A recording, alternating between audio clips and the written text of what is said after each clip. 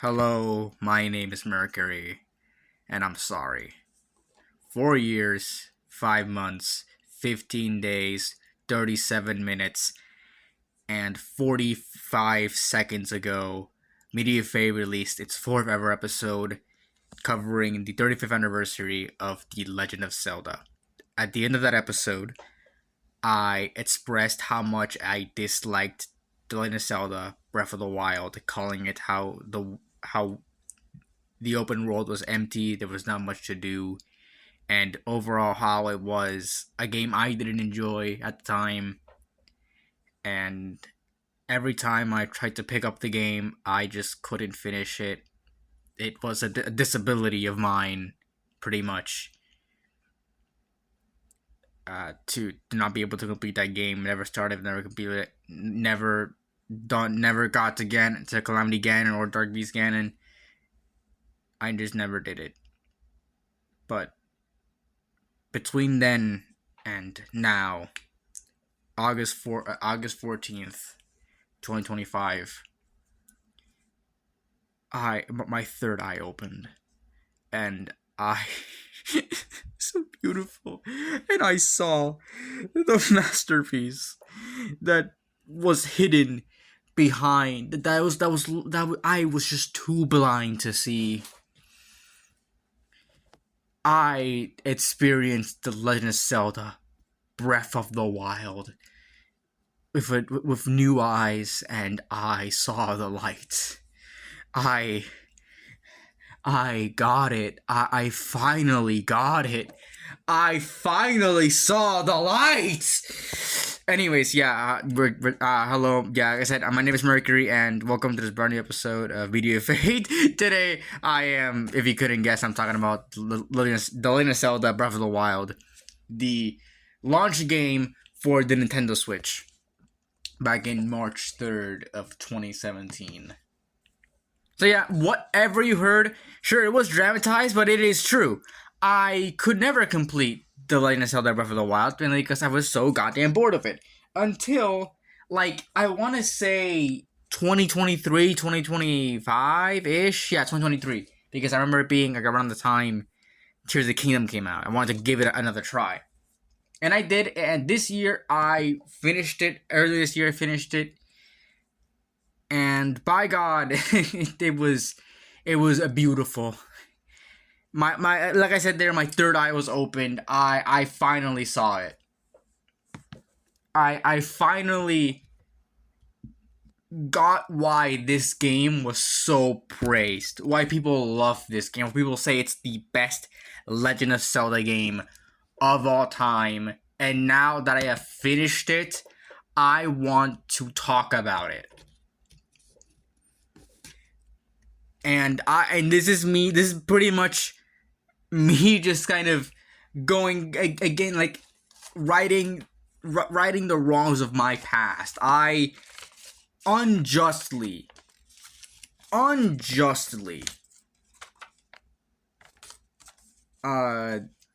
slandered the Breath of the Wild's good name. This game is a masterpiece. It has I wouldn't even say flaws, because we have S tier, which is pretty much it's just perfect. I call it amazing. Everything has its flaws, yes, but there are things that just does it so well that it just deserves that, honestly. And I'm give me a second. I'm spoiling it. It's an S tier. There's not much more to say there. It's an S tier.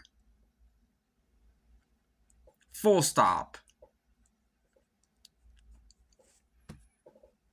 But before we get into why I think that, let's talk a little bit before this. After this episode comes out, probably at some point, like I said, we're going through pretty much all of August, going through everything that I've missed, and every day there will be a new I will be uploading 3 episodes, which will correspond to 1 week that I've missed of Video Fate uploads. Right now, on August 14th, you would have seen 3 hours ago, if you're watching this when it airs, you would have seen the release of Mickey 17, and I am recording this on August 14th because I was like, well, I mentioned on that episode that I had a class until 9 p.m. That wasn't the case, but then I realized that I had something to do in Rivals, so I did that instead, and now I'm recording this on August 14th, hoping to catch up to that times, hoping to catch up to what we have to, to what I said there, where it'll be like, oh, 6 p.m. What the fuck? Also, I gotta give a little bit of an update to that. I misspoke. Episodes won't be coming out at those time slots unless I actually like get them out for then. If for some reason it's delayed, it'll just release like at some point after a 3-hour interval. So it could release like at. It could release at like it could release like one episode could release at 3, and then the other as soon as like it passes the 3 hours, it's fair game 6 p.m. 7, 8, whenever. I'm even gonna do like until the AM. So yeah.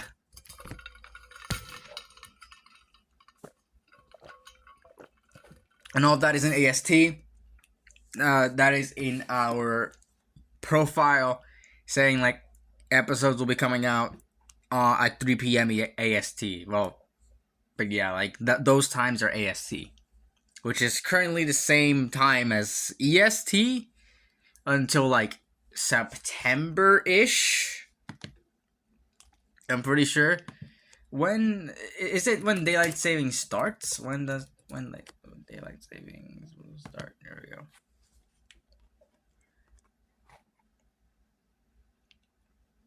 We'll start. Okay. When will daylight savings end? Here we go. The first Sunday of November begins.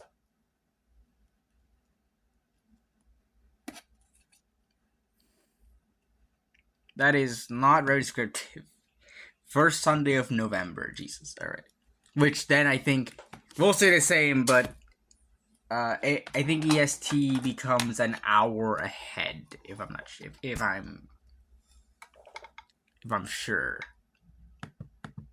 So that'd be first Sunday of November. That is November 2nd.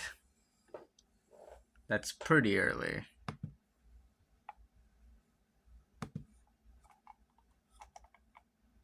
The sunshine. What the fuck?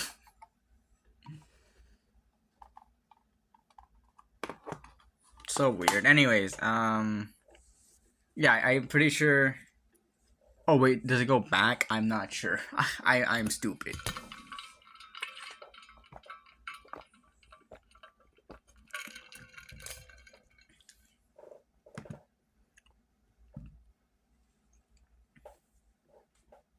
We'll set our clocks for 1 hour. Okay, so it is forward. Okay, whatever.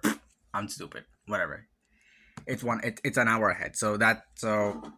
Yeah, at that point, like episodes, if you're in EST, which is like I think a lot of people, then the episode will be coming out like 4 p.m. It'll be 4 p.m. and that's it. I mean, if we get back to that, it's gonna be 4 p.m. But and it won't last until then. So yeah, 4 p.m. Then for like PT, it's like right now it's 12. And then when daylight savings starts, it's like 1. I don't know why I'm saying this. It's just little like just things I think about in these episodes. Random ass things I think about. Anyways, yeah, Breath of the Wild. What I also want to mention is that we will be covering a lot. I want to get into covering a lot more games. We'll be covering Metroid Dread. Like, that'll be releasing probably the day after today. That'll be yesterday. That'll be tomorrow. The day after tomorrow probably is when you're gonna see the episode for Metroid Dread, if I had to guess. So we'll be covering a lot more games, and I want to mention that at some point during August, I would like to say, like at the end of August, I will be covering the first Legend of Zelda game, and I will be going in order until like I can't physically play any of the games. Like I think it's until like Four Swords hasn't been released anywhere or some shit like that. Yeah, so I will be playing every Legend of Zelda game on the podcast, and I'll be doing the same for Metro. Metro's a little bit of a shorter franchise, all things considered. Until again, I physically can't do that, and then I don't think I'll skip it. I'll just wait until it's officially released somewhere, and then I'll play it. But for Twilight Zelda, I think I'm stuck on like Four Swords for a good while. Because I'm pretty sure Four Swords isn't on anywhere. But I can like comfortably say.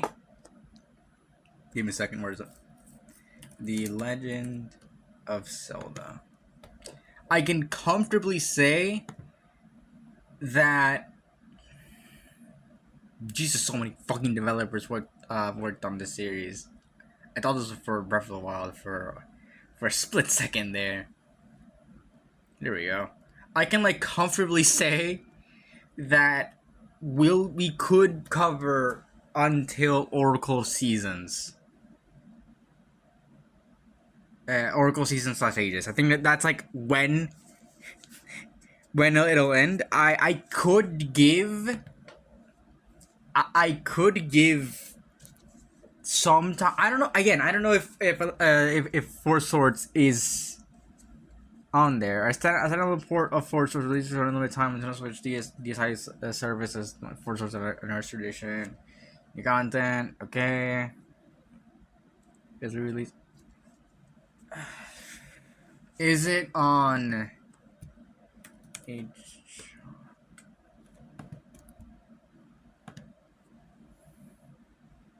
Do not go to this website, people. Is it on the shop that I don't want to mention? Yes, it is. Okay, so I might not be stuck on Four Swords, but it'll. Yeah, that is that's something. Anyways, yeah, we'll be covering pretty much every single Legend of Zelda game. I want to get through all of them, all the mainline ones. Any like not any of that fucking bullshit, like Zelda CDI or whatever the hell it's called. No, just mainline Legend of Zelda games. I want to get through all of them because I'm fucking insane. But yeah, but I want to start Breath of the Wild. I don't know how I'm gonna do like Echoes of Wisdom because I don't have. Because I don't currently. I could go. I know I'm probably gonna have to do like the DLC for fucking Breath of the Wild. Just god damn it. But whatever. Then Tears of the Kingdom. Then Echoes of Wisdom. I'm pretty sure that's how I have to go. There we go. Okay. Yeah. I'll be counting remakes as their own thing. So that's Ocarina of Time 3D. Ocarina of Time 3D and Majora's Mask 3D, they count as... they count... I'm counting them as... I'm counting them as their own game. So I'm going to be talking about the Ocarina of Time remakes. The Ocarina of Time remake and the Majora's Mask remake. The legit only fucking problem I can see here is Phantom Hourglass and Spirit Tracks, which have not been released. And I don't know where to get them. Like, I know where to get some of them, but I don't know how to get, like, some of these. And also, if I can't...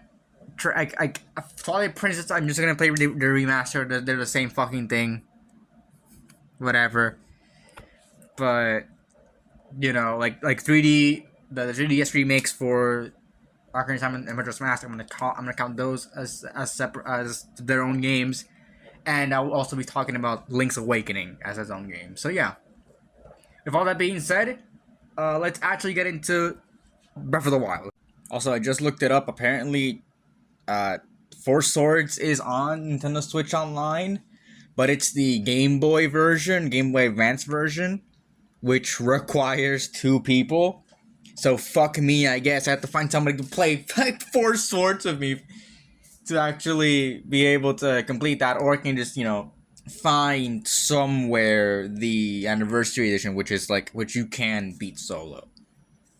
But anyways, actually getting to Breath of the Wild, we're gonna start off what we always start off with in these sort of episodes, review episodes, the graphics, the actual like visual stuff. So Breath of the Wild is interesting because it uses something not a bit different, but definitely became a lot more popular because of this game, and that is cell shading. So pretty much what it does is that it uses it has like very low low poly,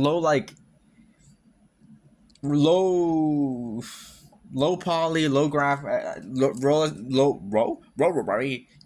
low resolution, just like not very well detailed models, and it puts like I don't know what, but like it basically just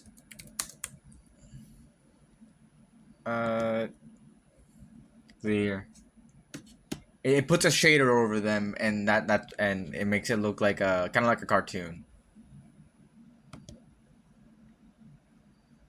Very cartoony art style and stuff.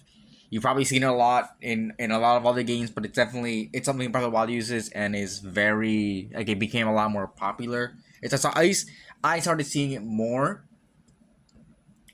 after this game came out. So yeah. Yeah, type of photorealistic. I don't know much about this. I just know that it's something that the the game uses, and it became like very popular after this game came out, and rightfully so. This game looks really good, and sure, there's some spots here and there where the magic falls off because for some reason like there's some glitches in there where it like the cell shading doesn't render correctly, so you can actually see like what it looks like, and it looks kind of weird. But overall, there are not that many spaces within the game, so it looks really good, and it it just makes the world feel a lot more alive. Like it feels a lot more vibrant. Like the fire effects, they're very vibrant. You can they actually like they lot of everything. I know it's a different mechanic, like a different part of the technical aspect, but the fire within the game is like affected by the cell shading. Like if for example, like in all those spaces that we have that cell shading doesn't really render correctly, you can see that the fire and stuff like doesn't look right when it's in those spaces. So yeah, and like the dark like when it's like black dark effects, like it all looks that well. Like this game through the cell shading would not look the same. I feel like if it went for a lot more realistic approach, I don't think this game would have looked as good as it does, and it would have been compared endlessly to Twilight Princess. So I like that this game had its own identity. I thought that because of this, like when this game was first coming out, which was like 8 years ago, like it's been a long time since this game came out, and a lot longer since the game was like first like conceptualized and stuff. Like there's a lot of stuff that went into this game. Like apparently there was like in like though in like an art book they showed like a concept art book that they showed that they released for this game. They were thinking about like setting like thinking like in like modern day or something. Let's see, Breath of the Wild modern day concept art. Like they had like the Master Cycle was still a thing. Let's see here. Yeah, like they were really really wanting to do the Master Cycle, which I guess I will talk about if whenever I obtain the expansion pass. I will probably talking about that. The good thing is that no other Zelda game is DLC, but Like one of the things that I went through this game and like concept art is like they wanted to set it at least in modern day, and they really want to use a bike.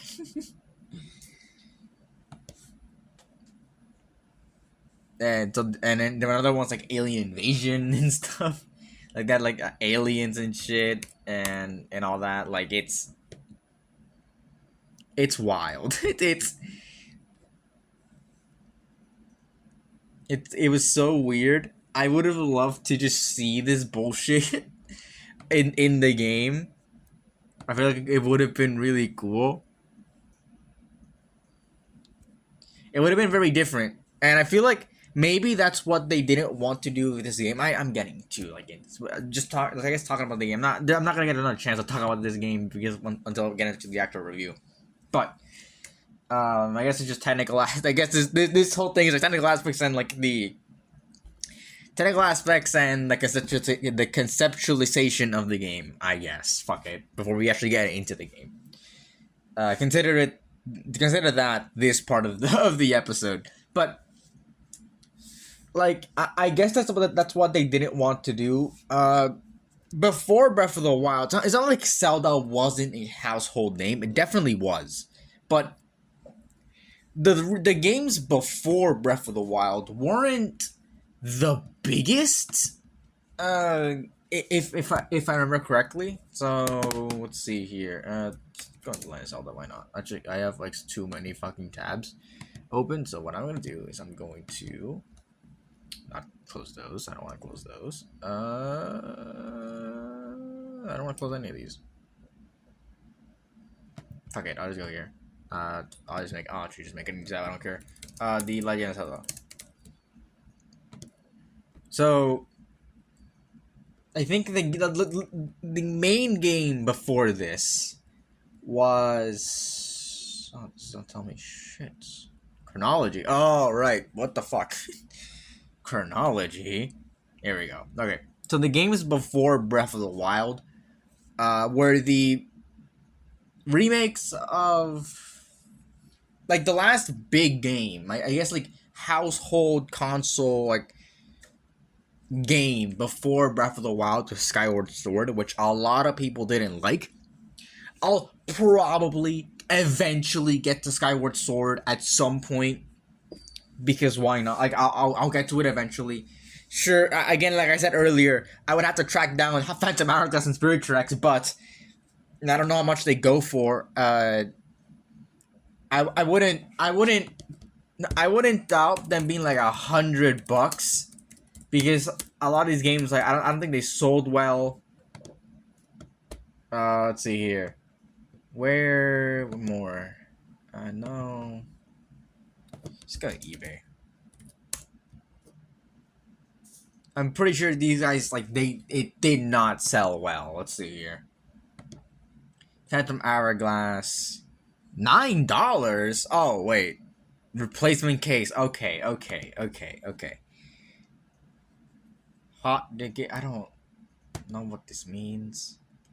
$26? Why? Why? Did this game actually sell? Well, no, there's $60 Canadian, which is I don't know.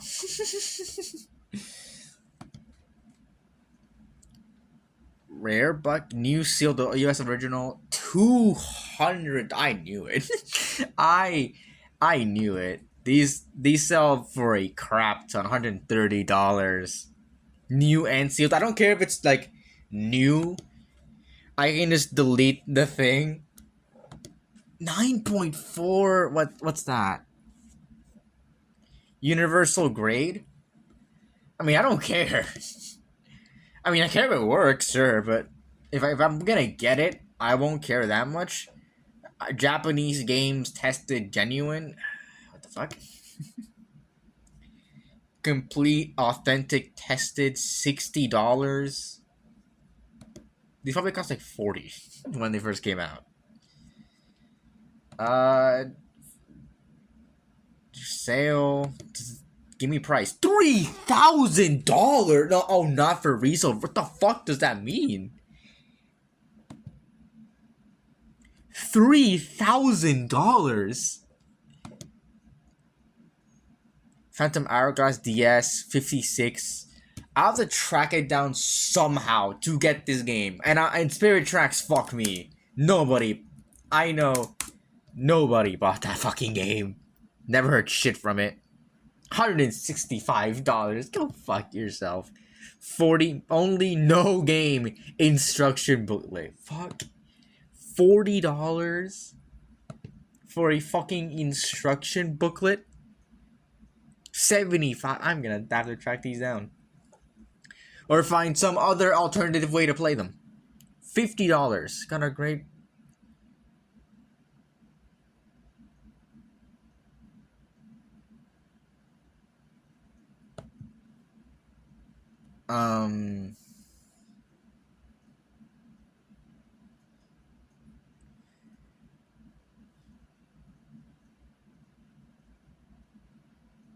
Okay.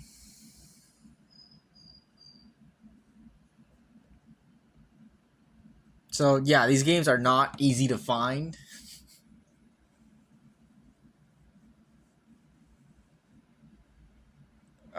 So yeah. It's wild. So I don't know how I'm gonna be able to get them, but whatever the fuck. I'll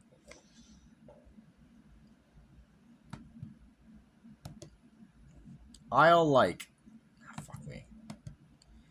I'll find a way. I just don't know how. Because I really do want to like get through all the Zelda games. That seems like a lot of fun.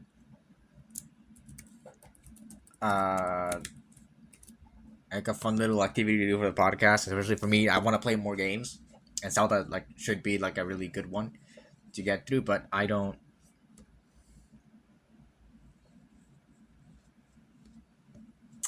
I don't. I don't know if I'm gonna be able to. But if I don't, then I don't know. I'll probably just say that. Okay, yeah, I can't do shit. Um.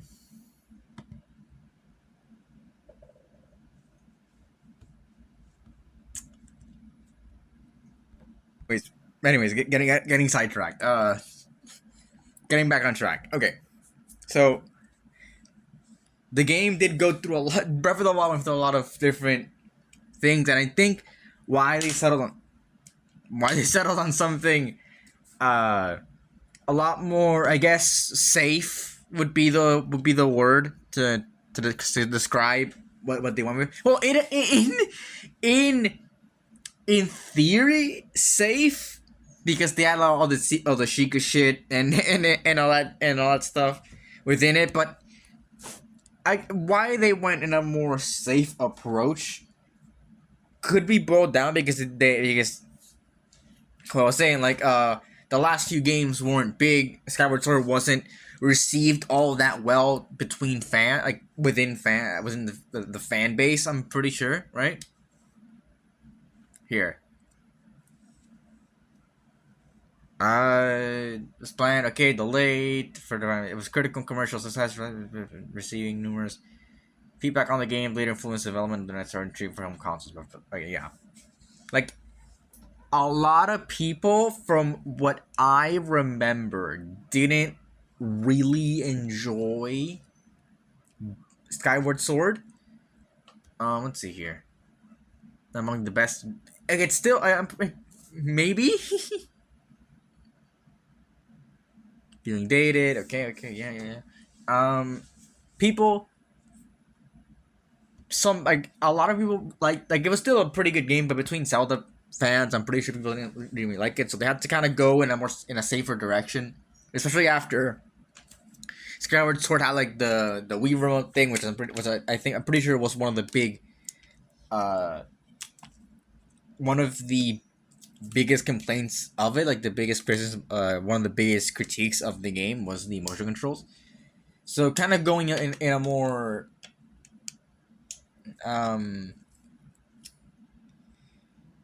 in a more like general adventure open world esque game was a very smart choice. Also, having sort of like the mystery that the series has had uh, throughout, and especially after the next few games for Zelda, at least the game, I guess the mainline games. Sure, okay. After Skyward Sword, like before Skyward Sword was Four Swords Anniversary Edition and Ocarina of Time 3D, but after that, it was the Wind Waker remaster, A Link Between Worlds, which was 3DS, then the Majora's Mask remake, then Triforce Heroes, which I'm gonna have to cover, and I don't, and I'm pretty sure this is a multiplayer game. I don't think it's. Yeah, wireless. I suppose. Okay. Yeah. Received generally mixed reviews. Yeah. Many reviews criticize the game's single player mode and its online functionality. The single. Oh, okay, that's good. This is single player mode. That's good. Yeah, Triforce Heroes is a game that exists within the timeline. I'm gonna have to talk about it. Good thing as a single player mode. Did not want to go through that. I don't think if I could like at least with Four Swords. If I ever went to like do the version, the GBA version that's on the Switch. At least people have a Switch. Sure, it's locked behind the $60 expansion pack, but like there's still probably a bigger like pool of people that would have that than have Triforce Heroes on the 3DS, a console that doesn't even fucking have online functionalities anymore. So yeah, anyways, Twilight Princess HD, and then finally Breath of the Wild. So a lot of 3DS games between then and some remasters for the Wii U. God, the Wii U, man.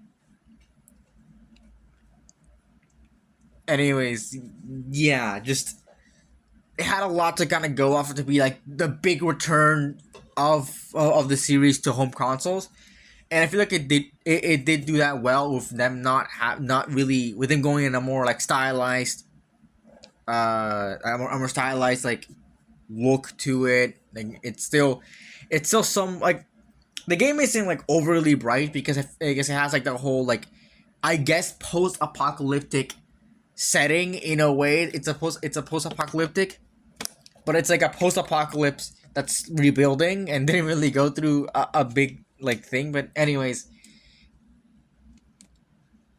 yeah, it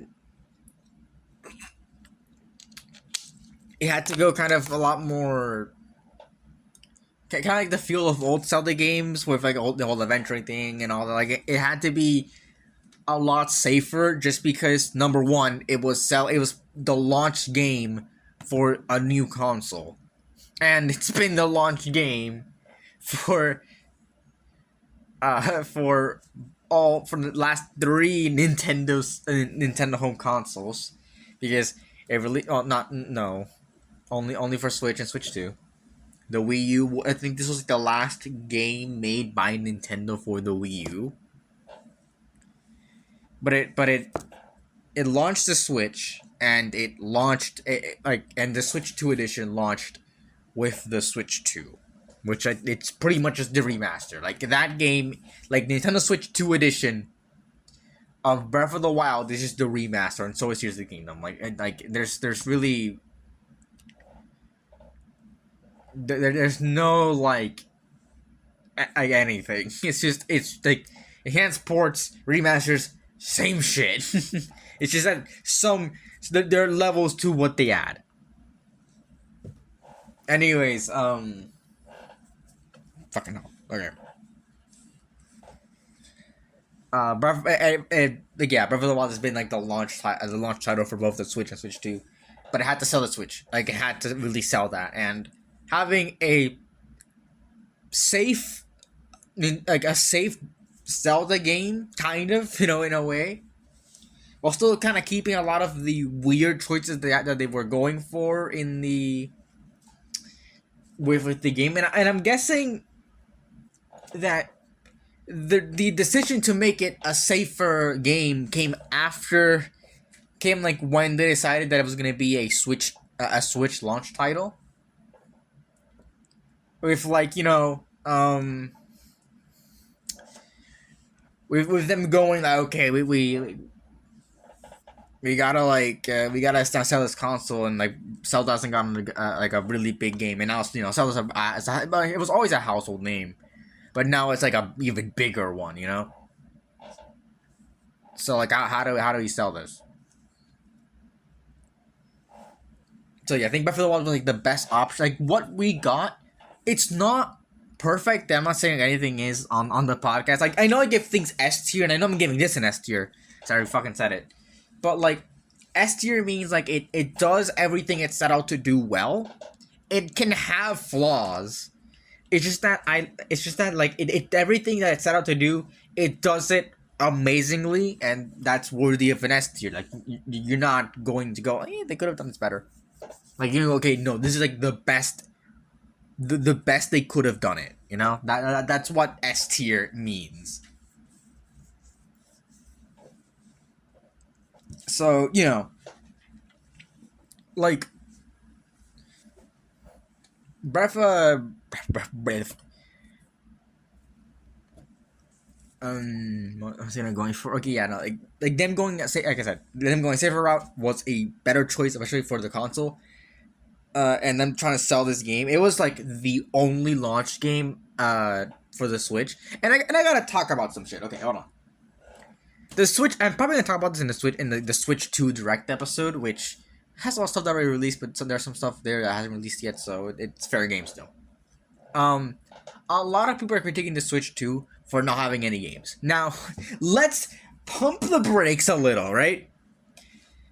It was like we are getting games for the Switch 2. Let's not kid ourselves. Nintendo's one of the only ones that does exclusives right now, because recently we've gotten a lot of like news that like, oh, Xbox is moving away from exclusives and all that. Like nobody's buying a fucking Xbox for they were never doing exclusives anyways. Fucking hell. Anyways, and then we have PlayStation moving away from exclusives, which apparently they've been saying for a long time that they were gonna do and they never do. So, but I don't know if they're going to. But they've been releasing stuff on PC a few years after the game comes out, and like in some cases, less than 2 years. But usually, like over a year later, it becomes available on PC. Like we saw earlier this year when Marvel Spider-Man 2 came out on PC in January. So yeah,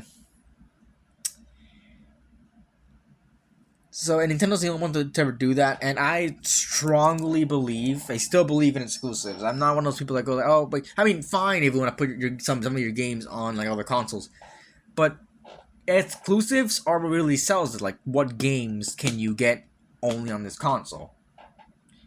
Like at this point, it's just a preference game. Like, oh, like I like this genre and I want to play here. Or, oh, this game came out, interests me. I want to, and I can only play on this console. Well, I gotta buy that console. That's why it worked. It's not anti-consumer. It's just, that's just consumerism,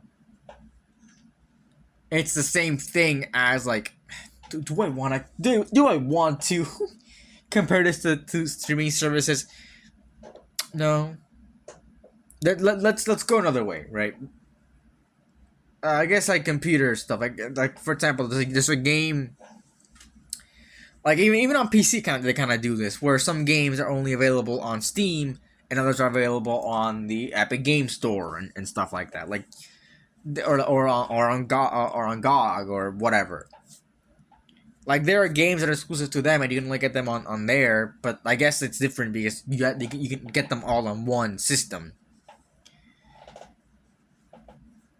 With consoles, it's like, okay, you can get it here and get it there, but whatever. I wouldn't, and the thing is, I don't mind them. I really don't mind them going to PC because that's like the Uber gamer market. That's where people who have like quite a bit of money and can spend it on a pretty good PC to play those games. Like you're not gonna be playing you're not gonna be playing Marvel Spider-Man 2 or like God of War Ragnarok or any of these new AAA games that are coming out from PlayStation and Xbox on like a $300 laptop. You're not going to, or a $300 PC. You're not going to be able to play those games. They are not that powerful. They're not powerful enough to run those games. So if you want to play those games, it's for a bit of a higher market. Like, I mean, like upwards to like 700, 800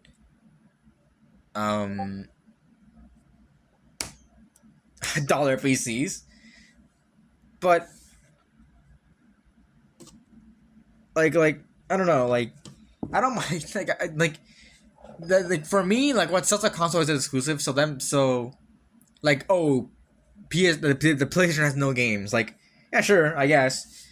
But like but that's like it's like wrong. I would say like the Xbox has no games because a lot of the because things of PlayStation, like PlayStation, yeah, you can get them all on PC, but those games don't run on like lower end PCs. You have to get a higher end PC, and the PlayStation, like you can, like it's not cheap, but it's like the cheapest option to play these games, and some of them are exclusive to PlayStation, a console exclusive to PlayStation. So sometimes it is the cheapest way to play these games. You know, like I got fine with that. And Xbox has no games. Fuck off. Xbox has no games.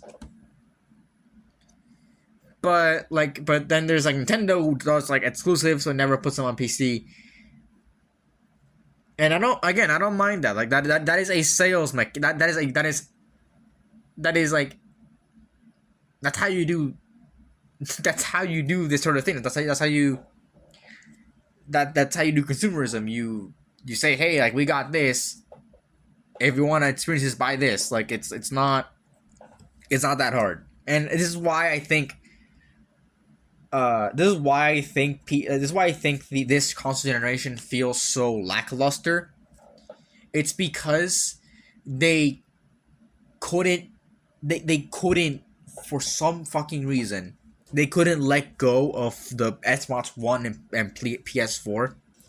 So a lot of these games that should have come out on PlayStation 5 would have been a lot better because like on Xbox Series X and S or PlayStation 5 would have been a lot better to be exclusive there because they could have gone they could have gone to places.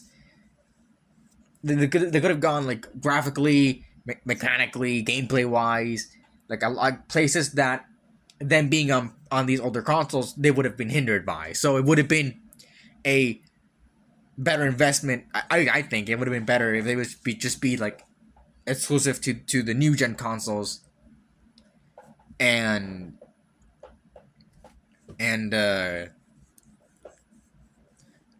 being like better, and like that would have sold them better. But that's another discussion for another day. And then going back to Nintendo Switch 2, the console just released. Like the console just released. Switch launched with the exact same amount of games, pretty much.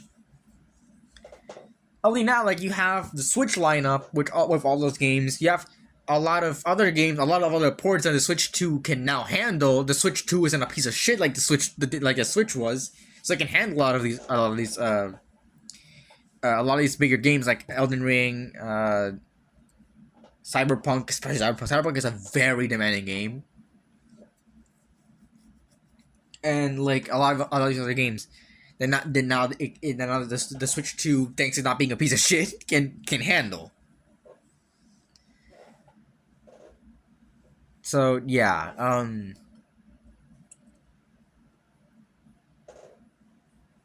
a lot of stuff here, a lot of stuff there, and again the console just launched. Like people are saying, oh, like it only has like 3 exclusive, which are they're the welcome tour, which nobody fucking buys because that it should be free, but it costs $10, I think, and then an additional like $90 to get 100% completion, which is fucking stupid. And then there's Mario Kart World, which a lot of people have thanks to the bundle being thanks to the bundle with the game being $50 above the price. Which a lot of people say, oh, it's like the game, also the console's overpriced. The Switch 2 is not overpriced. It is over the amount that I feel it's a bit over what I think it should be worth. but it's not overpriced. Like it's within the range where I think it's acceptable. It's not overpriced. It really isn't. It's over what I thought it was gonna be and what I feel like the minimum was gonna be. Like I thought the minimum I thought the minimum was going to be $400. Like that is the minimum. Sure, it's 50 over that, but yeah, it's not overpriced. It's just like I think over a little bit of people's. Well, it's a bit over what people thought it would be, which people say now it's overpriced. Like it's not. It's not an overpriced console. Sure, the games are overpriced. Fucking Mario Kart World is not worth $80, but Jesus Christ. But it is not overpriced. And fucking hell, Jesus. Okay, yeah. Mario Kart World. Welcome to Mario Kart World. Donkey Kong Bonanza, which people have praised to high heaven. Like that game, people really like. And then there's recently released Dragon Drive or Dragon's Drive or Drag Drive, whatever the fuck it's called. I don't care. Like okay, yeah, like the game. The game doesn't have that many exclusives, and maybe for a lot of people, there's not a lot of incentive to buy the console. But it's not like the console's entire library is going to be the launch lineup. Like we have Kirby Air Riders coming out this year. We have Age of Imprisonment coming out this year. We have Splatoon Raiders coming out at some point in the future, probably next year. And then we have the Dust Bloods from Software coming out next year as well. Like there's a lot of stuff that's coming out for this console. So like sure, maybe it's not worth it now for a lot of people, but it's gonna have like a big lineup then, especially Nintendo, who really pushes their consoles with their exclusives, and really well made exclusives at that. And especially now with a lot of other stuff, like for example, like they added GameCube emulation through like the online stuff to the expansion pass without paying more, and also like a lot more. Like you can get, I guess, like for this episode, you can get the Switch 2 editions of Breath of the Wild and Tears of the Kingdom for free. Like it's like the Switch, like especially on Switch 2, the expansion pack for Nintendo Switch Online is a really good deal. It might be the best deal out of any of these like online subscription services, you know, for consoles. So yeah, if you guys say that the Switch 2 has no games, fine. Right now it doesn't. Right now it's 4, and 2 of them are mediocre, and 2 of them are made by Nintendo, and they're like actually really good games.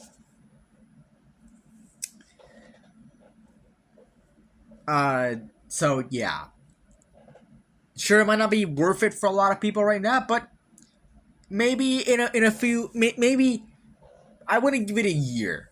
Like I'll give it until 2026, and maybe like a lot more games will have come out for the console that a lot of people would be really like excited to buy and would go on and buy a console for it. Give it until 2026. I say, I know, like, oh, whatever the fuck, but you can buy a console whenever you like. You don't have to buy a console now. I'm just saying, like, if you're not sold on it already, if you're not sold on it now, I would say wait until the end of 2026 and see like if the lineup that's on there interests you in any way. Just saying, and the big tangent, but yeah. Like maybe it doesn't have games now, but it will definitely have games on its in its lifespan. Anyways, I don't even know where this spawned. Oh yeah, Breath of the Wild, right? Yeah, like, and I'm going to graphics and shit. But yeah, and going back to what the fuck is that? Going back to like what I was saying with Breath of the Wild. Them going in like this like very stylized graphics approach, them kind of going in open world, and definitely this game popularizing open worlds, which is a big critique of mine, I really gotta say this. Breath of the Wild popularizing open worlds has been like the worst thing ever. I'm not gonna knock it against this game. But Breath of the Wild popularizing open world games has been like the worst thing for the game industry. Because now every fucking game wants to be open world, right? It's I don't understand why.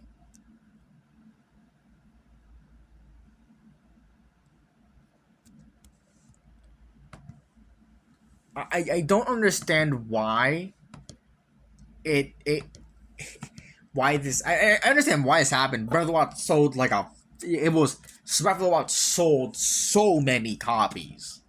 Like so many copies. So of course it was going to be people were gonna try to get success. But the thing is, Breath of the Wild was in development for a really, really, really long fucking time. And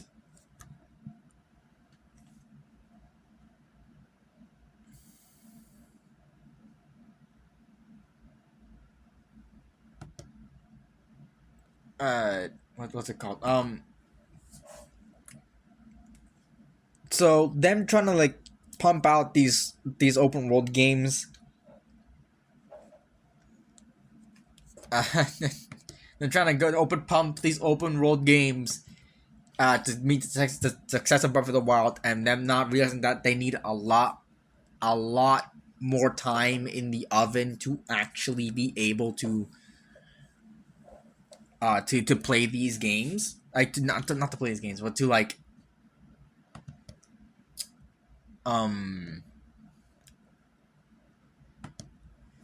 but to like make these games is yeah,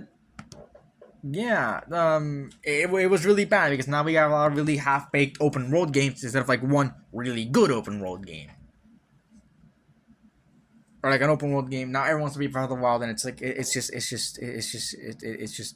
not good. Like I don't, it's not good. But anyways, yeah, no, they definitely went in the right direction going with this, and overall, what they went with this game looks good. Like it was the best decision. So yeah, talking about this so fucking long. I went on so many goddamn tangents here, but anyways, that's what media phase is about, you know. It's about going to tangents and going into that. But let's actually talk about the game itself now, aside from just me sucking the dick off the graphics. Going into the gameplay. Now there are a lot of stuff I have to talk about the gameplay, and might might make this episode like 2 fucking hours long, which yikers, but it is what it is, I guess.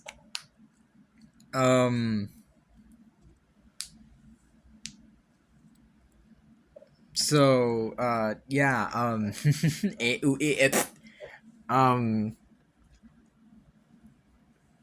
the combat, right? Okay, the combat. Something with the combat.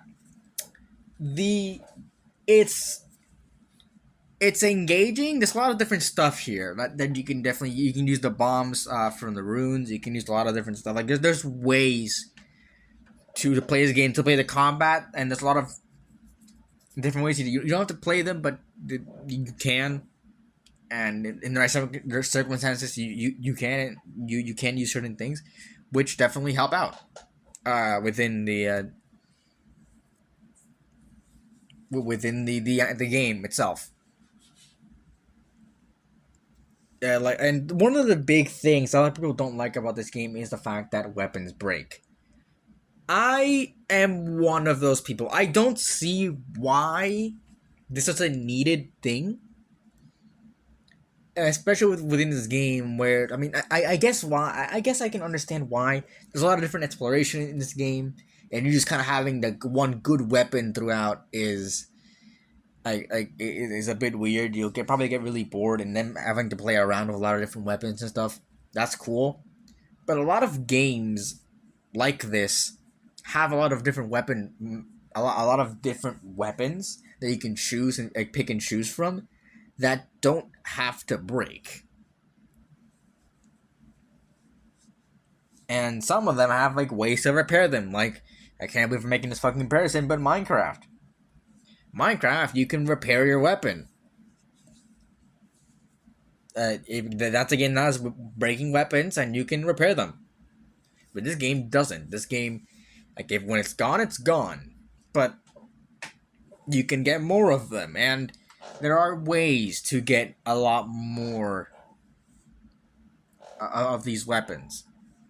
That's like the only real remedy here. You can get good weapons, pretty easily if some of them break and get really not like a lot of replacements, but definitely like you can get weapons of that same sort of not no it's not rarity, but like um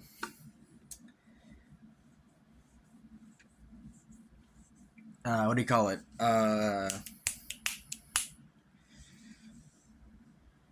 Like power, or you can get even weapons like that surpass it at some point. Like you, there are options within the game that allow you to like remedy that. You can find Lionels, like they even respawn. They have pretty good gear. And also like there's ways around the breaking weapon system, but I don't know if it was necessary. Like, there's a lot of different stuff here that they didn't really need to break, like fucking wands and shit. Like, that could have been cool to play around with. Like, it's a system that's weird to be here, but it's a system that I don't really mind as much as other people mind, because you can just easily get replacements. Like, it's like they are, like, out. Like, they are. I don't know about it. You can get a lot of different weapons, and it's not. You're never in a complete need of weapons throughout the game. It's just not something that you are desperately clamoring for. You know, it's just something that's like it would be. Fuck is this? That would be like kind of nice to have. But something I think the combat is really really engaging, really interesting. We have the parry, the flurry rush mechanic, which yeah, like you use it a lot throughout the game.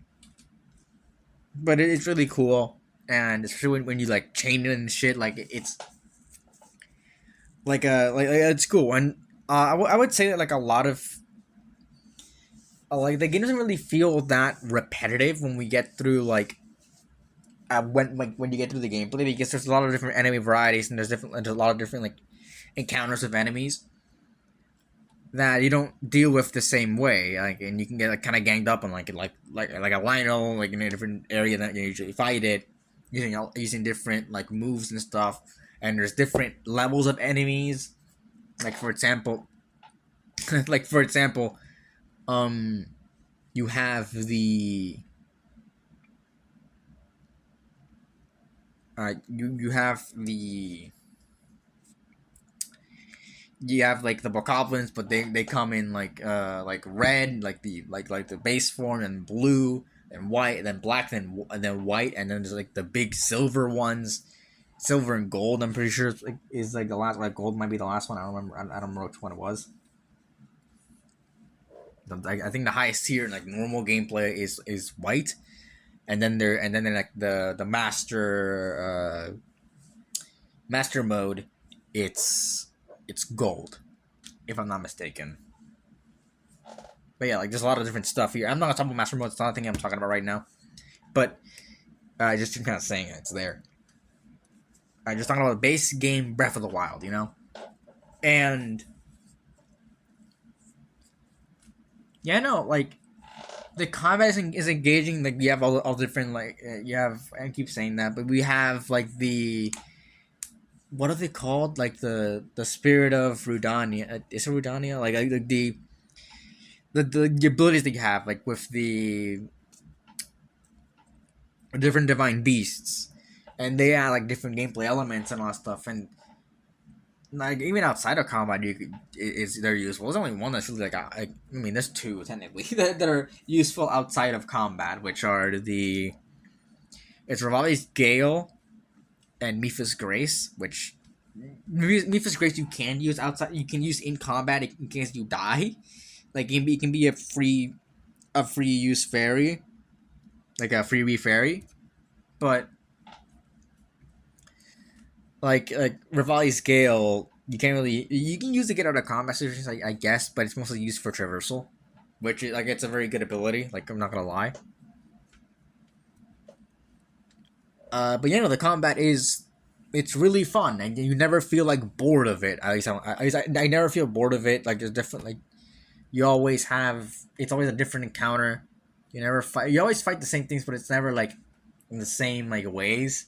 So you know, like it's definitely like a I think a good like a really good combat system where it's like where you're doing the same thing obviously, but you never get bored of it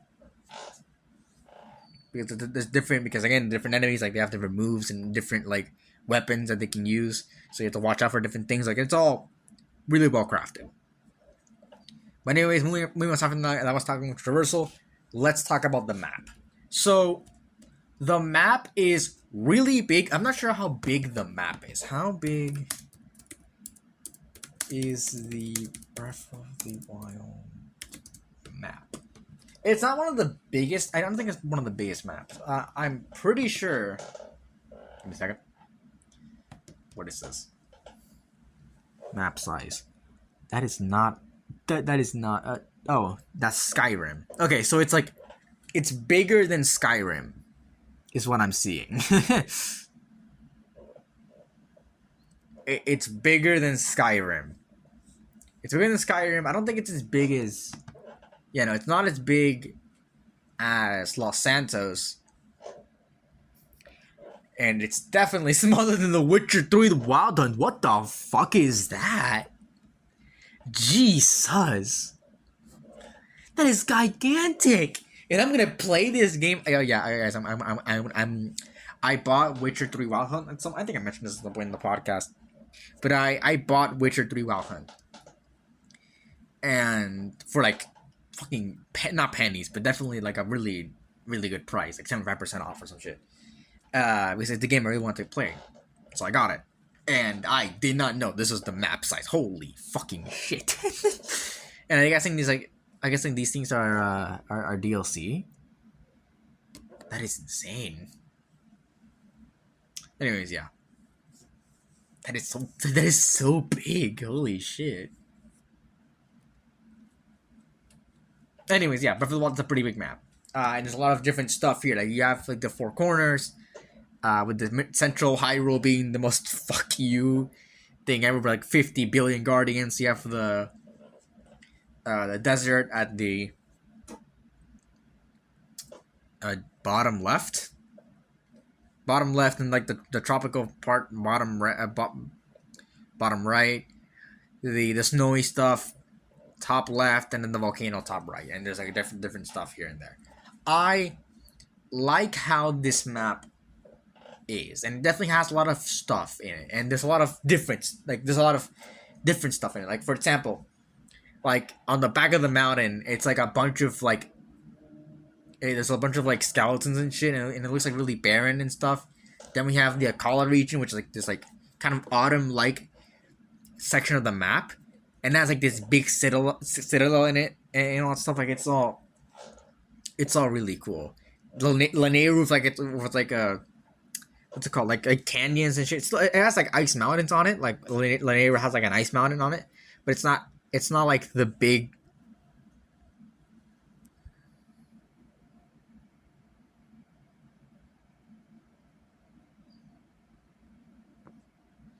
It's not like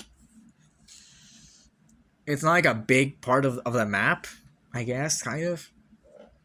But then it has like like the blue kind of like rock things that look really cool. Faron again, like the tropical forest thing. Then we have Nakluda with like the plains and stuff, and kind of the same thing with Central Hyrule.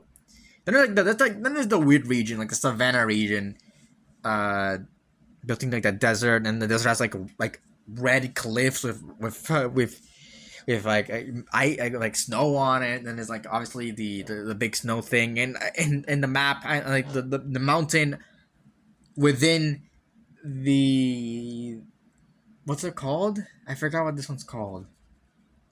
Where the Rito are. I can wait. Hold on, it's right here.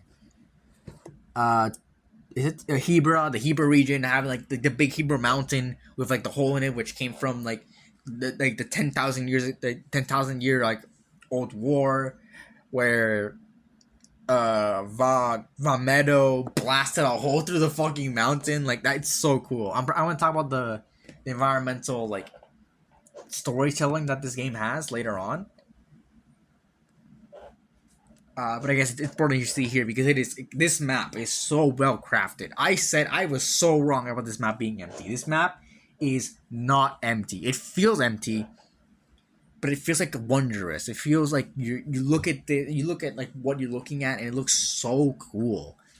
And it's a lot of different stuff. Like I keep saying there's a lot of different stuff on the map, but there really is like and you look through here, and there's like ruins and shit, and there's like the forest with like the internally blacked out forest and stuff. Like it's really really impressive. It really is how well crafted this map is. And just it's a marvel that this runs on a Switch. I know it's because it's not like I don't think it's the most graphically demanding game, like the most like technically demanding game, but it's a marvel that this game runs on the fucking Switch. I gotta tell you, I don't know how this happened. I don't know how they did it, and it runs well on the Switch too. Like it runs well. So yeah, the map is really well made. It has like a lot of like I don't know how to describe it. It's just like whenever you discover something new, whenever you look at something, like you can go there, you can experience it, you can like look at it up close and stuff. Like it's just cool. It's just cool how well crafted this map is. You can tell the fact that this isn't just like, oh, we're gonna make an open world game, but there's fucking nothing in between these two things. No, like there's ruins and there's ruins of like from both the calamity and from other stuff that you don't know about. There's like these different like villages, like, and there's people going on like the trails and all that stuff. Like it's all really cool. It's all really cool how well crafted this map is. But yeah, to not glaze the map so much. And there's not much more for me to talk about the map. It's just chef's kiss. It's really good. So yeah, let's move on to I guess something that's a bit of a contented topic within this game about this game, and those are the shrines. So the shrines are a bit of a, like I said, it's a bit of a weird topic. So a lot of people say that Breath of the Wild, like what it's really missing is dungeons. Dungeons are a big part of what's of the identity of Zelda, and it's one of the things that Breath of the Wild is missing. And their replacement is the 122 shrines that adorn Hyrule. I'm pretty sure it's 122, if I'm not mistaken. 120. It's 120 shrines. So yeah. Okay. They're interesting puzzles. The shrines as a whole are interesting puzzles. They always give you like a little reward at the end. It's their replacement for it's a replacement. It's legit just a dungeon replacement. It is their dungeons. I don't think it's as good as them, but they definitely do their job well enough. Where it's a simple like little it's a simple little like a thing you do, like a puzzle or something, and then you complete it and you get you get the chest, or there's different stuff you can get throughout it.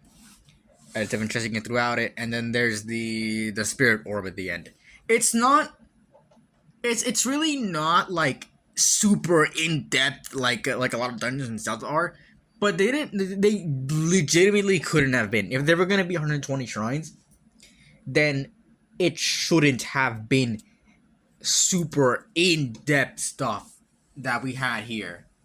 And you know what? I don't if that was the direction they were going for, not kind of going in like, oh, we're gonna do shrines, but like we're gonna do dungeons, but they're gonna be super short and like and shit because we can't come up with shit. Like I don't know, they probably would have done normal dungeons if they could have. But if they wanted to do like 120 of these things throughout the world, and they want to have like a different like an upgrade system to them, like yeah, no, like them doing like really like in-depth made dungeons for 120 times. I don't think that was really feasible. So I think shrines are as good as they can be for what their purpose is. There are some that are a little bit annoying. I will admit there are some that are a little bit annoying. And I will admit there are some that I just did with guides. I couldn't be fucked to actually have to actually like think more than 2 seconds. I will admit, but there are a lot of really cool shrines.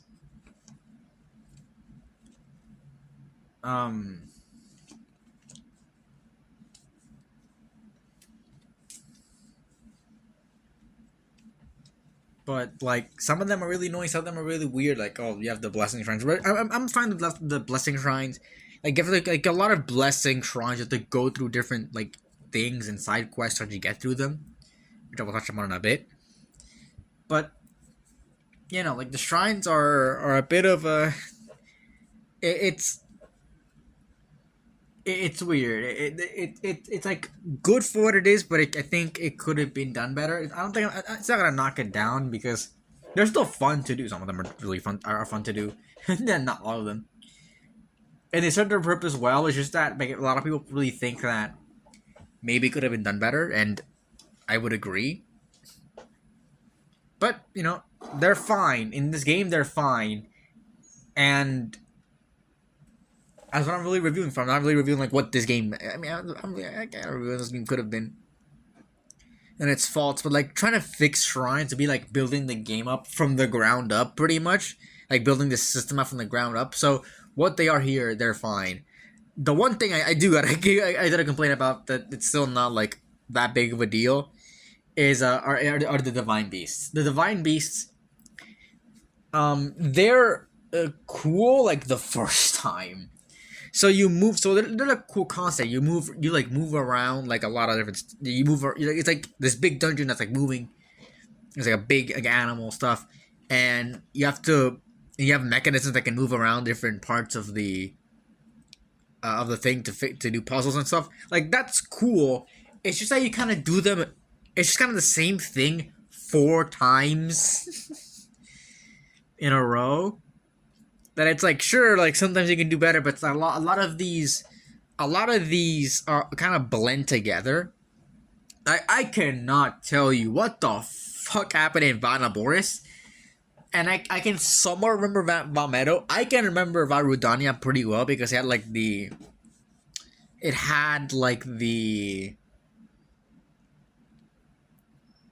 like the dark sections that you have to light up and stuff.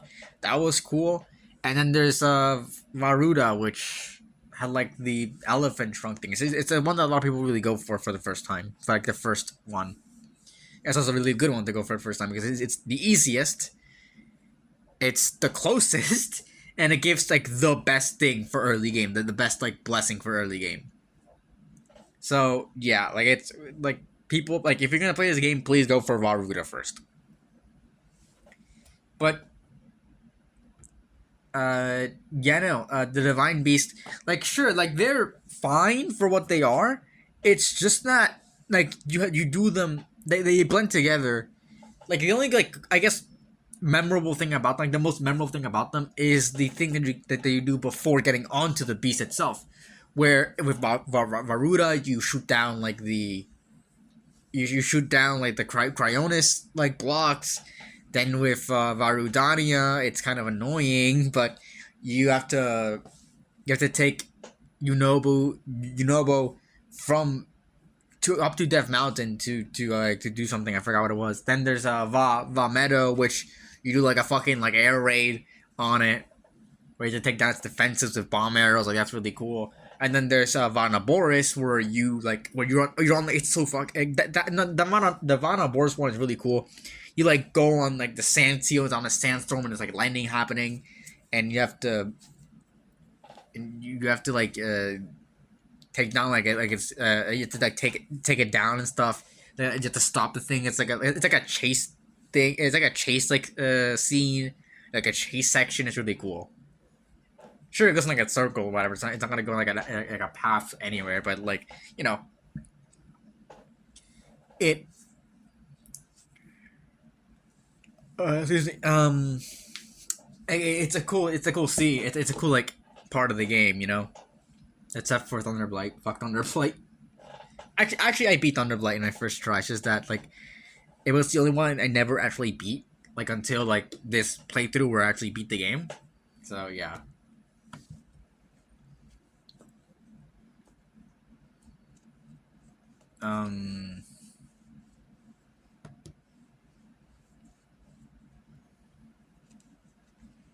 What is it? Oh, what's next?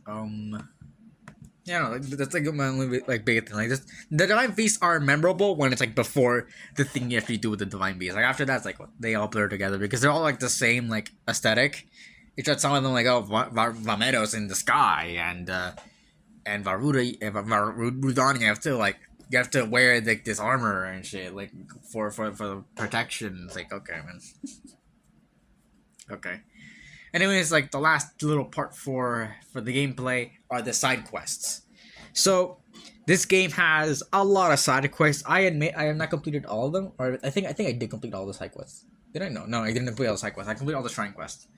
I did not complete the side quests, but I got enough of an idea for the side quests, and I gotta say, they don't give like the best rewards, but it's definitely a way to flesh out the world as a whole. The side quests gave us an insight not only as to what like not only to what happened in the calamity or like what happened like after the calamity, all those people who lived through the aftermath, but also before and even before. Like even way before than like 10,000 years before then with the with the Sheikah and I guess quote unquote Zonai, which we later seen Tears of the Kingdom. But I've not played Tears of the Kingdom, but I guarantee you I'm going to be talking about Tears of the Kingdom. Anyways, but yeah, no, like the side quests are a lot of fun to go through, and they're some of the more memorable parts of the game as a whole.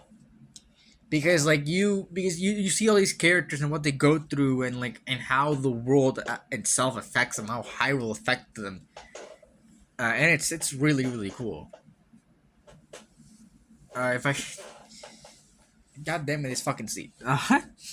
Like I said, like at some point in the past, I got a new one, and it creaks like a motherfucker. Hope you guys can hear that. Probably can't. It's really loud.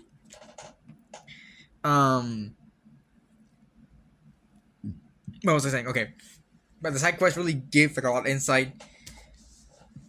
What is it? I can say the one I know it's a shrine quest, but the same fucking thing. Shrine quests are your side quests that give you shrines. Like, come on, like it's not. Let's not kid ourselves. The one with the Sheikah who I think the Yiga killed his wife because he left the Yiga clan, and all that stuff like that. It's a really powerful side quest, that one. All the shrine quests are like the mazes, which I do admit I did go through a through a guide through them because I couldn't be fucked. The side quests were it references a lot of different stuff throughout the Zelda mythos, which this game is not set through a specific timeline. It's like Nintendo considers it parts of considers it to take place at some point in the future of all timelines. So a lot of people took this as the timelines converge at some point. Maybe that happened. I don't know how, because that's 3 different things. Maybe I guess, like, theoretically speaking, you don't need, like, you really, you can kind of make them all part of the same timeline in a way if you just kind of screw around with things. If you kind of twist around what happens, and sure, you can kind of make them part of the same timeline, but I don't know. But yeah, like, and also there's a lot of side quests where you go around and you explore the world, like explore the world. Like, for example, like the one with the Leviathan skeletons, and you go around the world like seeking these big Leviathan skeletons, and you don't know what the fuck happened to them. Like, it's that's really cool, and it explores the world a lot more. So yeah, no, like, the actual like, all these side quests, the most, like, it's not like the best rewards, but like, going through them, they're all really really cool, and they all give insight into the characters, into the characters, like the side quests are about, and not what their lives are, and all that stuff. Like, it's something that's really cool, and I really do like it. And I hope it's in I hope it's in Tears of the Kingdom. I again, I've not played Tears of the Kingdom, so I can't say. But it's a really special part of Breath of the Wild, and it's something that I don't like. It's not that I don't see games doing, but I don't see games doing it. I don't see open world games doing it as well as Breath of the Wild has. Cyberpunk is a I think Cyberpunk has it over Breath of the Wild just because of, like, what the world of Cyberpunk, like, what Night City is. But Zelda also does it really special. I feel like Zelda's number two in that list. Cyberpunk is still number one for me, but Zelda's a strong contender. So yeah, with all that being said, that's all I gotta say about the gameplay. So let's move on to the plot. So starting off with the story of Breath of the Wild, it tells it in a very interesting way, where you don't get the full picture. You have to find out what really happened, and there are obviously characters here and there that tell you what happened, but most of what you learn comes from the memories you have to find. It's for, like, getting 100% completion. Some of them are a bit hard, getting to fucking Hyrule Castle to get one of these memories. Fuck off. But it does fill you in as to what happened during the calamity, and then obviously we learn what happened post calamity, and then also something that this game does well with its open world, and I feel like it's something that isn't really told well in other open world games. Something that's not really used a lot in open world games. Is that I don't think of. I think Cyberpunk and, like, maybe Horizon kind of do this, where it tells you where different parts of the world. The fuck was that? That's a full-on moth. Different parts of the world, like, what do you call it? Like, different parts of the world, like, give you a story as to what happened. Like I mentioned, the Citadel in the Akala region. Well, that whole thing was like, that whole thing was that a group of people were there at the Citadel, and that defend off all the Guardians, but then, like, the Citadel fell and all that. It was a big epic battle of a lot of the Guardians coming in there and trying to get through the Citadel, and they eventually did succeed in doing so. But it's something that you learn, and like, through all that, and even then you see, like, this big Citadel, or this big fortress, and you see, like, Guardians surrounding it, just like, a lot of Guardians there, like, a lot of the aerial Guardians, a lot of the the ground ones that are, the stalker Guardians. I think it's called stalkers. Yeah, it's Scout, Stalker, and helicopters. But you see a lot of them throughout, like, the big fortress, and you kind of piece together what happened there. And there's probably a lot of NPCs that tell you what happened at the Akala Citadel. So that's cool. and there's other like villages that are destroyed that we see throughout there. Like, oh, like this village was destroyed by a guardian, and we kind of did learn some of that recently through, I think it was in my Nintendo Today app, where like in the game, like if you play as you play the game or something, like you get like these voice memos in the app. I think that's how it is, and it tells you like like a lot of the story that happened there, like what happened there specifically. And there's a lot of like there's a lot of like environmental storytelling in this game that lets you know like what really happened here and how this all came to be. Not a lot of it, and some of it doesn't even matter genuinely. Uh, like again, like the Zonai, like the Zonai stuff, like seeing that doesn't really matter to the plot itself. But it's very cool to see like to see a lot of the other stuff there, and I'll touch upon it briefly. But that's all I wanted like to say, and also like everything around Central Hyrule, going back to the environmental storytelling around the Calamity, like all those things around Central Hyrule, where you see like the ranch and it's like all overrun by guardians, and we see like the castle town. It's again like just overrun, completely razed to the ground. There's almost nothing left of that. Like you know what happened here, and see how devastating it is. And also another thing for Hateno, like when you like pretty much when you start the game, like the first, like one of the first things probably a lot of people do when starting off the game. That's what I do every time I start the game, or every time I tried starting the game. I went from it's one of the first things they tell you to do. You go from the Great Plateau, you go down, and then you go through the Twin Peaks, or whatever they're called, the Twin Mountains, and you arrive at the stable, and then you go to Kakariko Village. Well, if you go like a bit further than that, you can find Fort Hateno, and you'll know it's Fort Hateno because it's like there's a bunch of dead guardians there, and it like there's like stories that Fort Hateno is like the last line of defense for the Hateno village, and it's why that village is still standing today, and all that. That's very cool. That's really cool. And then you learn that all those dead guardians are because Zelda like unleashed her power there, and then you see that in the memories. Like that is really cool. So it's not even like the story itself tells you.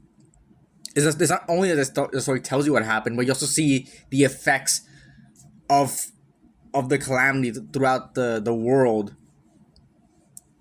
and how it affected the characters that we see during it. And overall, I think this is a very, very interesting way to tell a story, and it makes it like a mystery to know what happened in this version of Hyrule.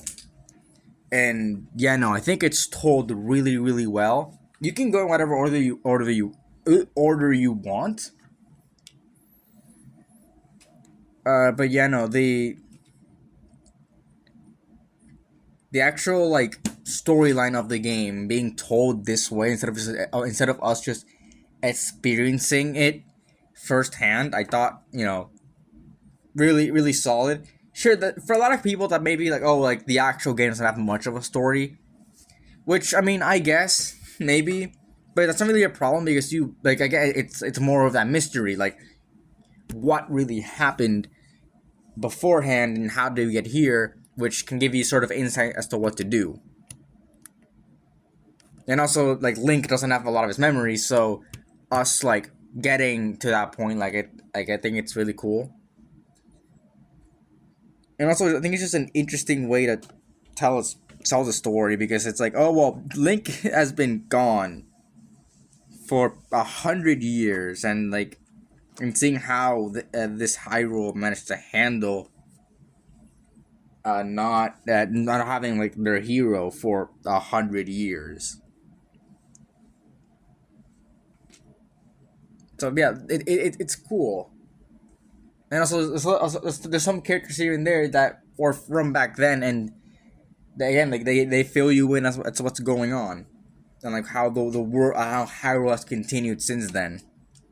I think the overall narrative of the overall narrative is very solid.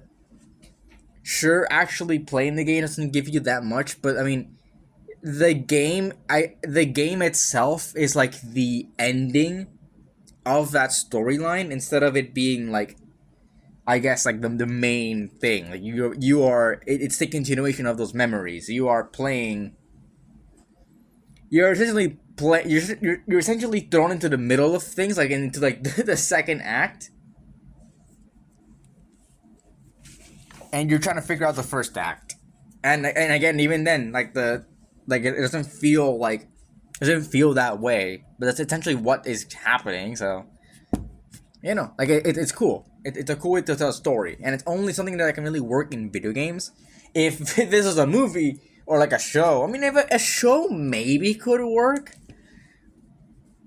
maybe, but I don't see it. Like this is a thing that you can only really do in games.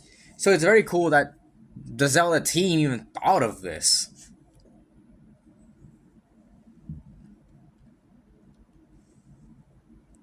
So that's cool.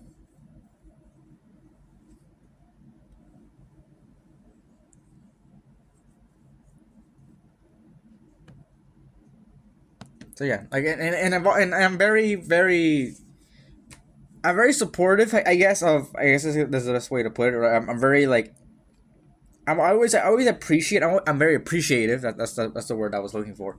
Of when developers or just any sort of creator takes their medium and makes something that can only be done in that medium. Like, sure, we're getting a Zelda movie, and that's fine. You can tell a Zelda story in a Zelda movie, like in a movie about Zelda, not Zelda specifically, and that is fine. I don't mind that. I you what I'm trying to say, a story can fit. You can make a story fit in any semblance or any like medium. You can make a Zelda story. For example, you can make a Zelda story into a book. Like we've had Zelda manga. Like you can do that. You can make a Zelda story into a movie. Like we're gonna get. I don't know if it's gonna be good, but it's happening. So that means at least like that means that if Nintendo is like signing off and like going into updates about this movie, I'm pretty sure that they have some quality control for it. Because I don't think it's the reason why they took so long to get act like video game adaptations of their own films is because they were so concerned over like the reception of Super Mario Brothers from 1993. That was the one and only movie, the one only video game adaptation they ever did until the Super Mario Bros. Movie. And you can say, oh, Pokemon Detective Pikachu. Well, the thing is about Pokemon Detective Pikachu is that technically speaking, Nintendo only owns 33% of Pokemon. So if like and that's mostly like distributing rights and like putting them in their stores and whatever the fuck. Like actually having like the things that actually control Pokemon and it's like and where it can appear or not, that's the Pokemon Company, which is Creatures Inc. and Game Freak. I'm pretty sure. The Pokemon.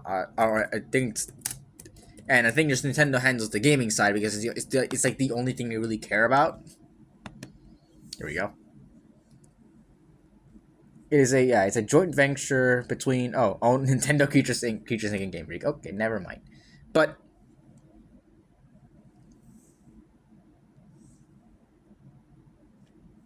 yeah, like Nintendo oversees handles like the distribution and worldwide publication of the games, but that's really I think the only thing they have like any say over, it's the games and where it gets published. But yeah, Game Freak, Creatures Inc. and or just I think it's just Creatures, right? Yeah, no, Creatures Inc.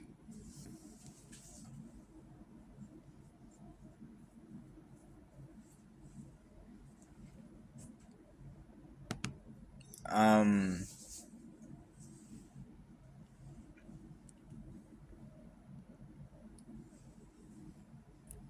Okay, but what?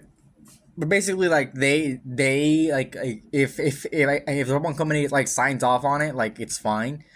But since it's like owned by different people, like they can have like it's like a joint venture between all of them. They have to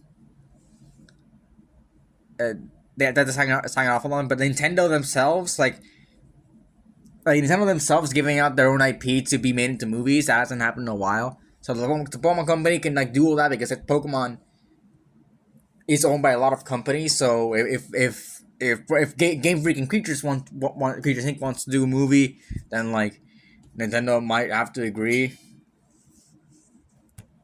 because they don't have that much of a say.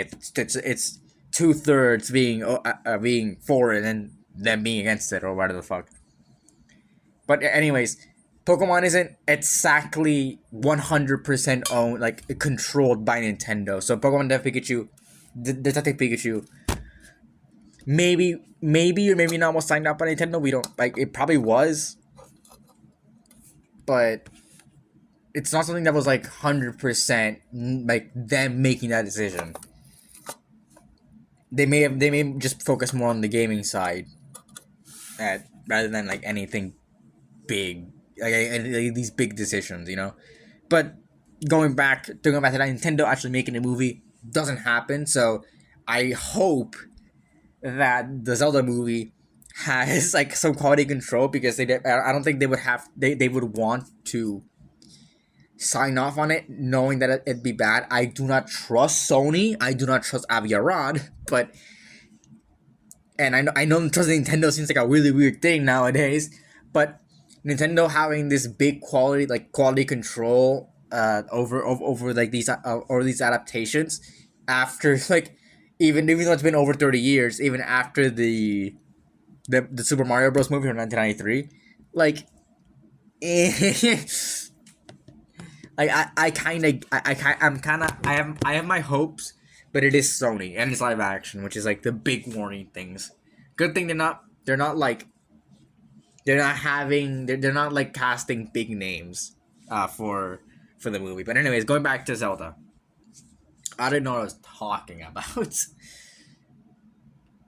Right, the plot. Anyways, right, what I was saying. Okay, but like you can tell a Zelda story in any medium, but but when you craft a story made like when you craft a story set for a game, like how the things that that game allows you to, like that is top notch. Yeah, you can tell a story in whatever medium you want, but when you craft it for a specific medium, it stands out. And I feel like this is Breath of the Wild's like big strong point.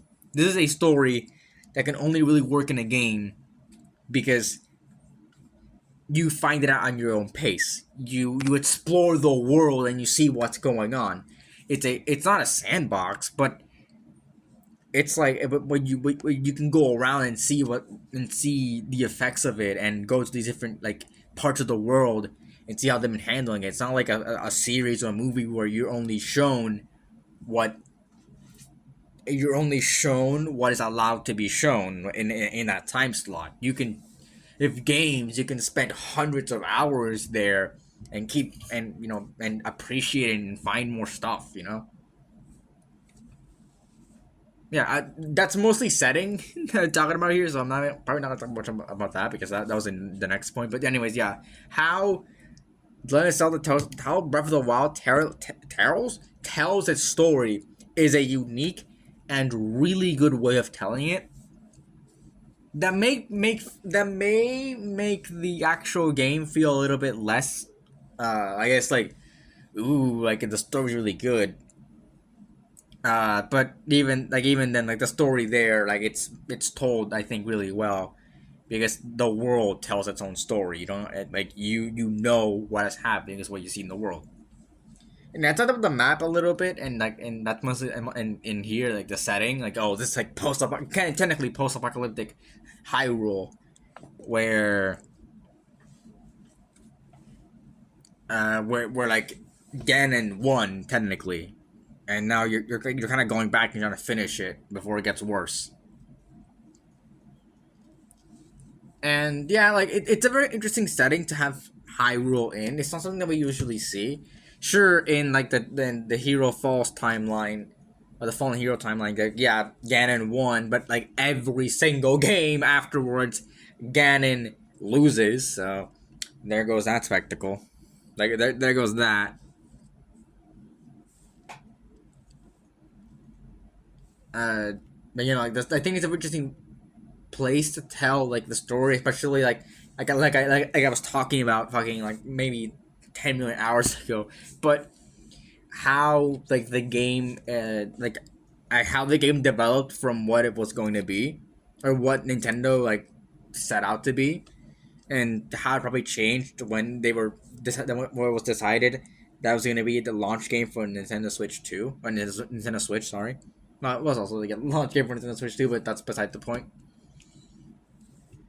um yeah, it might have shifted to be a lot more like safe, because it was Zelda's return to home consoles, and they want to go a little bit safer, because it was supposed to be like the big game here, and they want to do something that would not be that safe, like something that would jump the shark for the Zelda series. Yeah. Anyways, they went as far as they could with with the setting, with the Guardians, like this ancient civilization Sheikah stuff, with like this technology and the Guardians, and the divine beast and all. They went as far as they could, but yeah.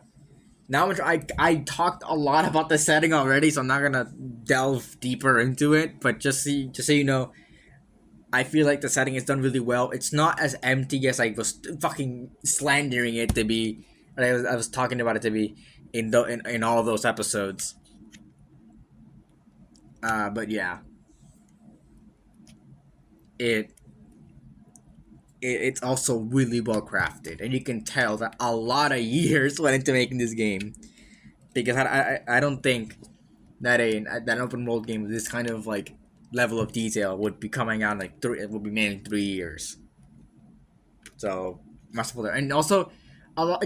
Like I was mentioning, like a lot of story. Like the world kind of feels empty. A lot of stories isn't really told within like the actual game. But I feel like that's a lie.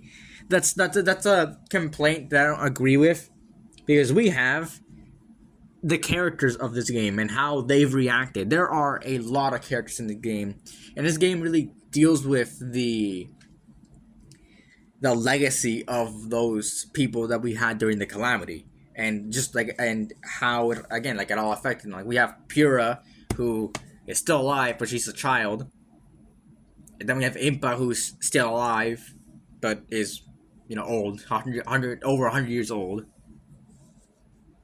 We have all those characters. We have the Giga clan and the Master Koga, who who are the, not, I don't know, descendants, but like they used to be Sheikah, and then they like followed in Ganon's steps, and they became the Yiga clan. We have Slidon, who I don't know if he lives in. He doesn't live in Mifa's shadow, but he just want to make his sister proud, because she was a champion and she tragically lost her life in the calamity. We have Yunobo, I think, or Yunobu. I don't know. I'm pretty sure it's Yunobo. Yeah, who is I think the grandson of Daruk, maybe.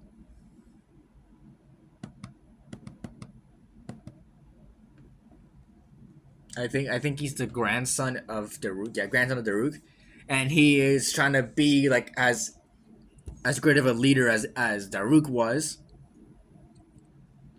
Then we have, well, the Rito one doesn't really work, to be completely honest. It's not it's not as like it's not as like that big of a connection. But then we have, forgot her name. It's one of the sages, right?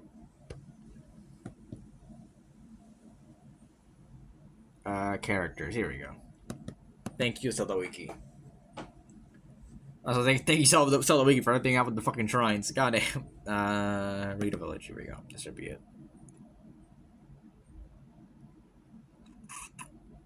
Never mind. That's not where it was. The event of is it here? Nope. Teventa. Hebrew Mountains. Hello. Teva. Yeah, Teva. I don't think it's. He's not a. He's not that big of a connection. He's just like another archer.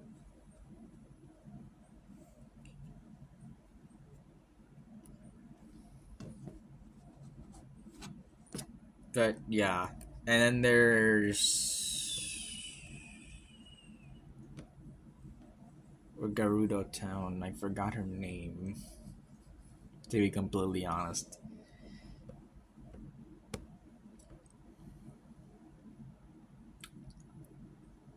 Let me check if I can find it.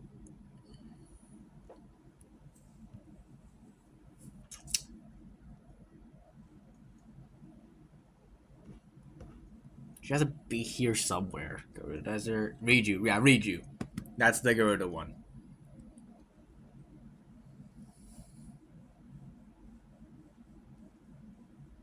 Well, oh, she's an ancestor who was. There's a little bit more of a connection there. With Taba, there's not much. There's not much there. It's like, oh, they had to. They had to do something. So here's a character, and they kind of didn't think about anything. But yeah. They all have like connections to these character to the champions, except for Teba. So it's mostly about legacy and Urbosa, like Urbosa being like the Gerudo like leader, and then we have Riju trying to be the leader, but she's like a lot younger than when Urbosa was leader, so she's still trying to figure that out. Like that's all. Like it's all really well told. So the game has a story, but you have to look right through it. You have to look through it in the characters, and the game being all about like legacy and all that. Like you have to really look for it in the characters and how the world itself again reacted to the calamity and how characters have been changed. So a lot of characters here I think are really well written with that in mind. However, anyone who like you have to read for it, and I know people normally like to read text boxes, especially when it's like it's not even like voiced or anything, which is a mistake. I think you should really read these things. But yeah, and I did talk. And moving on from characters, I did talk about the mystery of the whole of this world and all that. However, there's some other stuff I think that the mystery tells well. Like for example, the Sheikah itself, like the 10,000 years ago thing with the Sheikah and why, and we know why. Like where this fits in the timeline, if it does at all. Where the calamity come from? What do the Zonai mean? Like there's a lot of different mysteries here that the game doesn't tell you anything about, but it's something to think about. And I feel like even how it tells in sure it's not like it's not the priority of the game to tell you all those things, but it's certainly something that to think about and something to find about the world. And even within the story, the game doesn't tell you everything about the story, but you only what you really need, and even that like that's written really well. But we don't really know like a lot of stuff. Like for example, there's 100-year time gap between like Link's memories and when he wakes up. So a lot and a lot of it's told through Link's point of view. And a lot of it is through stories, and obviously 100 years is not that long of a time in history standards, but for a lot of people it is, and a lot of people wouldn't really live 100 years. Maybe Hyruleans can. But, yeah. Like, a lot of it is told through, like, stories, so you don't know how reliable things are. And then there's like a bunch of other stuff, like with the Sheikah, like all like the technology that we see with the Sheikah that was made 10,000 years, like 10,000 years before the events of the game. So like, why is a shrine in the, like, for example, like why are shrines inside of Sonai like labyrinths? Like, that's a big mystery. Why is there a tower in the Citadel that I was mentioning earlier? Like that's not a mystery. Why is there a shrine inside of a cave that has a giant skeleton? Again, that's also a mystery. And there's actually just two shrines inside of skeletons. What the fuck is that for? Like, there's a lot of different stuff here that really keeps you wondering. And I feel like that's not even a strength of the game. Like, you can piece together what's going on, but you never really know. It's like it's not lost history because some people probably remember it happening, or at least have like it's at least recent enough where details wouldn't become that muddied in history standards, you know. But we also have the 10,000 years ago, like, imprisoning war. So, you know, like there's stuff here that we don't know of, and I feel like it's even then, it feels like you actually are uncovering history, or you're trying to piece together a mystery of the world. It's really good stuff. It really is good stuff. And especially someone like me, I like to learn all about like prehistory and history overall, and like maybe like some lost history that we don't really know of. Like, we don't know what actually happened here. So I feel like so the fact that the Zelda like team like managed to convey that in a way where it doesn't feel like there's missing stuff. It doesn't feel like it's missing. It feels like we don't know it. Like, we can't piece it together, and there's a lot of theories around that. That is really well done. Really well done. I gotta give kudos to that. And that's all I really gotta say about the game. The game is really well made. It has really good story, really good gameplay. The dungeons and shit could have do its job, but I do understand a lot of people being like upset about it. And, you know, overall, Breath of the Wild is a masterpiece, and it is the definitive. It is the only way I really could see Nintendo bouncing back from the Wii U. It is the best bounce back from a complete failure that has ever been put out. And it was the only game for the Switch for not a long time, because like months later, we had Splatoon 3, Odyssey, Splatoon 2, Odyssey, a lot of stuff in 2018 as well, like Super Smash Bros. In 2018, like that was pretty early on. So, the Switch 2 was off to a really, really good start. So yeah, like I said at the start of the episode, this game is an S tier. I was so wrong about this game. I could not like tell you how wrong I was about this game. It is so good.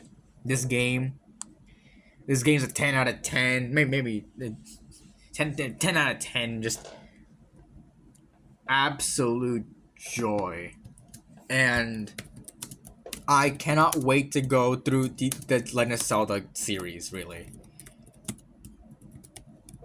I really can't. I really can't wait to go through the series to see just how good, maybe the lows, maybe the highs of the series. Haven't heard any bad things about games. I'm not like an actual like objectively bad game from the series, but overall, really good stuff here. So, what did you guys think about the Legend of Zelda Breath of the Wild? Leave in the comments below. All our socials in the description, and if you want to give us your feedback, and well, if you want to be if you want to be up to date with our content, you can follow us on Spotify or subscribe to us on YouTube, or wherever you get your podcast. If you want to give us your feedback, you can like the episode on YouTube or rate us on Spotify or again on whatever platform you're listening to us on. And yeah, no, that's about it. See ya.